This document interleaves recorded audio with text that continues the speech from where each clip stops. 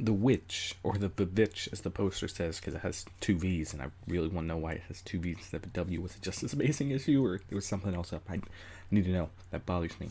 It's a movie that I just can't get my head around. Not that I can't get around how people love it, because I completely understand people that love it. It had tons of great things. It was a very artsy film, not for modern audiences, but very artsy. I understand film lovers loving this movie, and I completely understand people who hate it, especially if they, were looking for a horror movie, because it doesn't really deliver on that. I just can't decide for myself how I feel about it. It's one that I love tons of stuff. The acting, the cinematography, the music, the soundtrack, all this. Awesome. The way it builds tension, all really well done.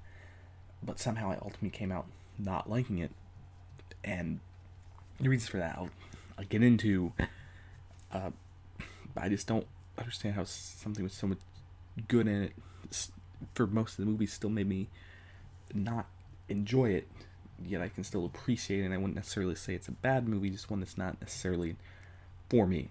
So getting into the good, like I said, the acting is spectacular. Maybe a couple exceptions. The mom, I don't think had much to do. Her character didn't do good. Well, that good in most of the times. The father character by Ralph Ensign from Game of Thrones and other stuff. He had a very cool turn towards the end of the movie where it's like, there's some really strong moments during the first half. Felt bland, but the real standouts in the movie were definitely the two what I would consider the leads, and Harvey Scrimshaw, who played Caleb, the 10, 11, 12-year-old boy or whatever. He did a great job being well likable. And then our main protagonist, Anna Taylor-Joy, playing Thompson or something like that.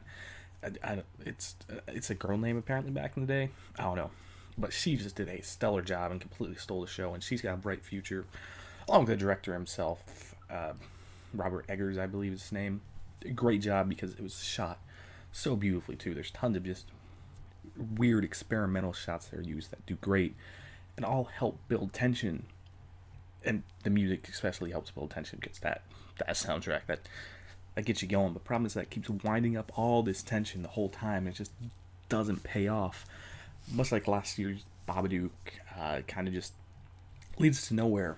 But in my opinion, even worse, because while building up the tension for the story it pitched itself on, which was this horror witch story, it kind of glanced over the payoff that we did get, which was to what was considered the side story, which was this almost shining in the 1600s like story of a family going insane. It was done beautifully well, but because the focus was more on what was going on in two separate scenarios when they pitched about one 15 minutes in the movie and one about halfway into the movie of this witch story, we just never quite, at least for me, felt the payoff to that part of the story, which also then took away from the good payoff we got from the family descent to get to madness story, which for me was my main flaw with the movie and the reason why I just came out not enjoying it.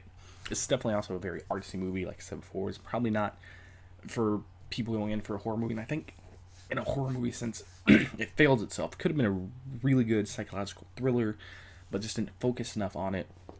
And there's other ways, and definitely a couple specific ways that I could make this movie in my head, and hopefully in others, into a perfect movie. But I'll get into that in a separate video, hopefully. The Witch is one, like I said, I enjoyed so much this movie, and everyone involved in this movie has bright futures. But I can't say that I liked it. I also can't say that it was bad. So this is just a solid middle movie. It's definitely one that people are talking about, so I suggest you see it for yourself and decide if you like it or not. I know a lot of the movie I enjoyed. Also, a lot of the movie I felt kind of bored. I want to know what other people think. The two people I saw the movie with, they both, one loved it and one enjoyed it, and then I just didn't come out the same way. But that's the great thing about movies, is we get to have different opinions on it. So let me know yours down below. Please like, share, and subscribe as always. Go check out my other channel at Internet Scholars on YouTube, and also our podcast at Internet Scholars /SoundCloud, also on iTunes. Thank you guys.